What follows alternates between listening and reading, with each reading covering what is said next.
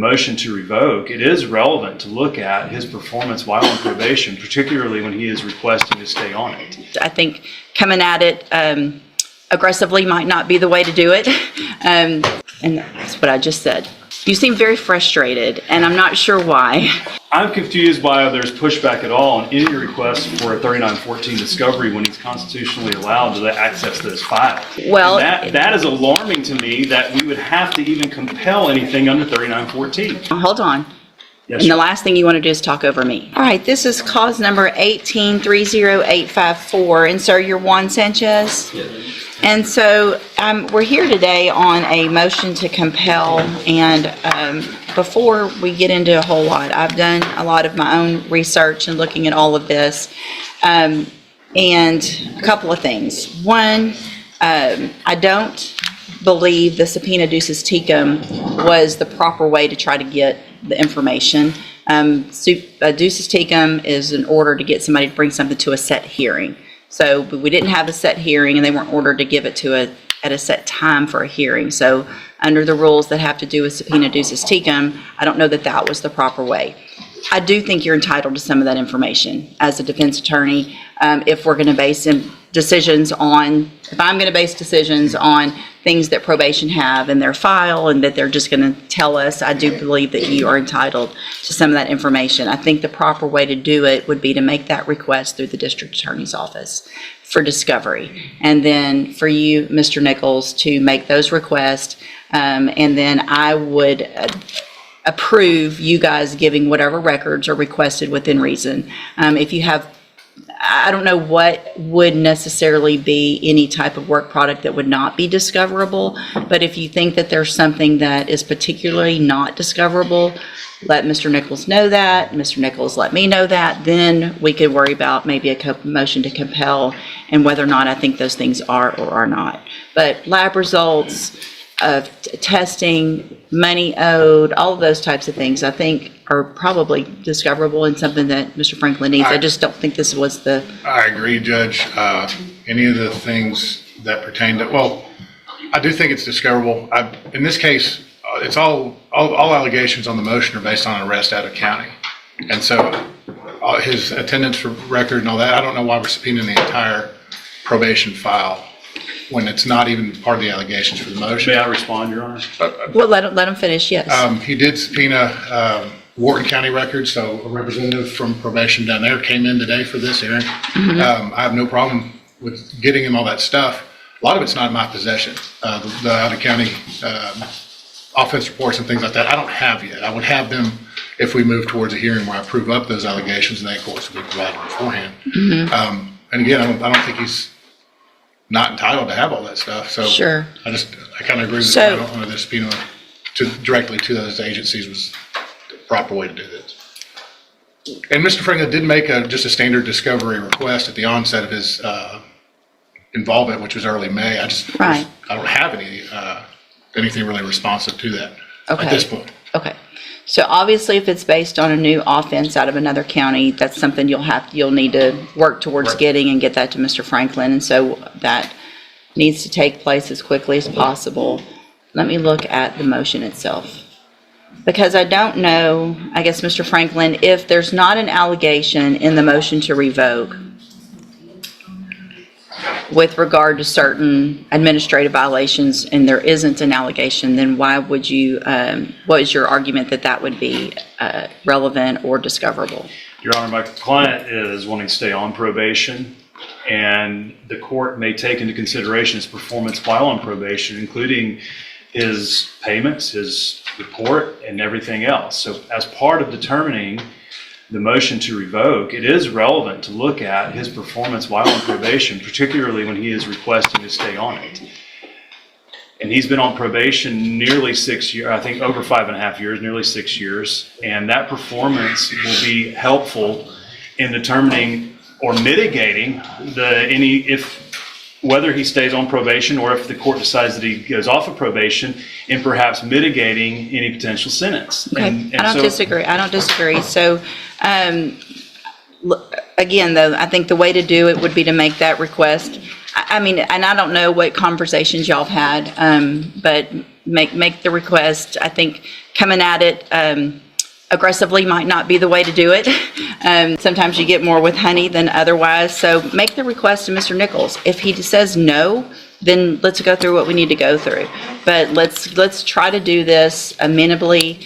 The ducis tecum is not the way to do it unless it's set for a hearing. That's just the rules of evidence. And Yes, Your so Honor. that's not the way we're going to do The it. ducis tecum was set for the day that it was initially set for a hearing, and it did specify that date for the hearing, I believe. And we ended up moving the hearing date because of conflict. And Judge, I'd ask Ms. LeBeau to go ahead and get everything together today Yeah. to turn over. I mean, Unless yeah, there was something that the court was ordering her not to turn over.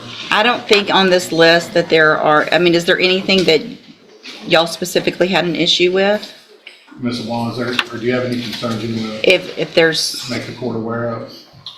Your Honor, just with the clarification of, our departmental chronologicals, which include, anything that pertains to the case that happens, we chrono telephone calls, auto-generated, appointments, reminders, office visits, drug tests, anything that we enter into the system. But those are the chronologicals through the probation office, as well as releasing of the jail logs, his sex offender verification, interlock reports, because those were not listed on the subpoena, as well as the offense report through DPS, which was released to me and my under a supervision officer. So just to clarify, as to those items specifically being released that were not listed, with the exception of the offense report. Your Honor, we don't have to list those. We filed a 3914 discovery request. This was belt and suspenders because we didn't get any of the information relating to probation in our 3914 motion originally. I would also note that the chronologicals. well, and these aren't, the reason you didn't get any of those is because those aren't his, they're theirs. And so they're not, I don't think Mr. Nichols has the ability legally to make probation give them those. I think once we talk it out, though, I think whatever Mr. Nichols, y'all get together, obviously offense report, if y'all have the offense report and you don't even have it, then you need to get, I mean, Right, I mean, that's great. Everybody it's all can get the information in an amenable way. So let's do that.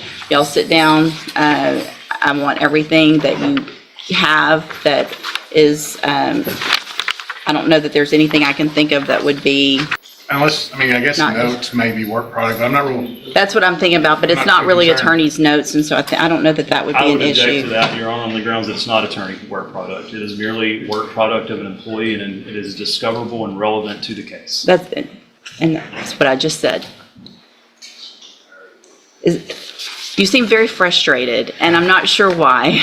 I mean, I don't know, I'm confused why there's pushback at all on any request for a 3914 discovery when he's constitutionally allowed to access those files. It should just be produced by probation without a fight. And we got a letter anticipatorily repudiating any production of discovery, and we had to file a motion to compel to that effect. Well, And that is alarming to me that we would have to even compel anything under 3914. this is not something that a lot of attorneys have done in our cases. And so if there is something, if you'll sit around and watch today how everybody gets along, hold on. Yes, And the Your- last thing you want to do is talk over me. Yes, Your Honor. So I'm standing here, or sitting here saying that I agree with you, and you're still being argumentative, even towards me. And that's not going to get you anywhere. Hold on. Being argumentative with Mr. Nichols isn't going to help Mr. Sanchez. Being argumentative with these ladies isn't going to get you anywhere. I agree that you're entitled to this information. I just think there's a better, less argumentative, defensive way to do it. They were told to do what they were told to do because their understanding of the law is what it is. So I don't disagree that we needed to all get together, but it just needs to be taken down a notch.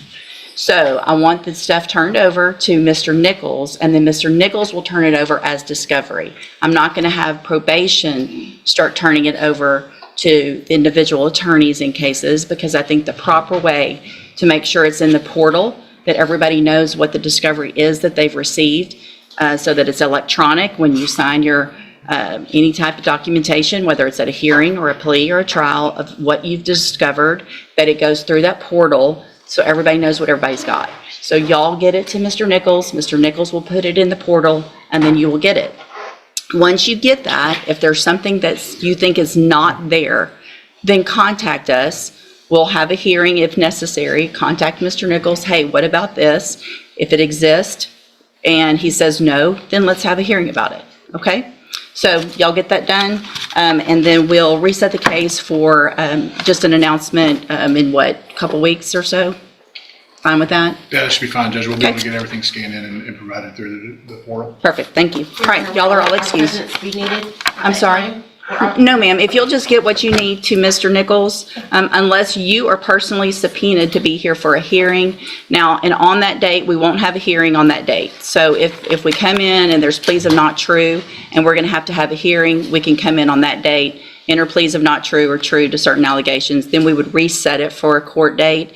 And at that point, if you need to be here, let her know. If you need a subpoena, then you can get a subpoena. If you just need us to let you know you need to be here, then we can do it informally. You just let us know, or let Mr. Franklin or Mr. Nichols know what your employer will require for you to be here for an actual hearing. Okay? Yes, Good? Your Honor. All right, thank you, y'all. Thank you.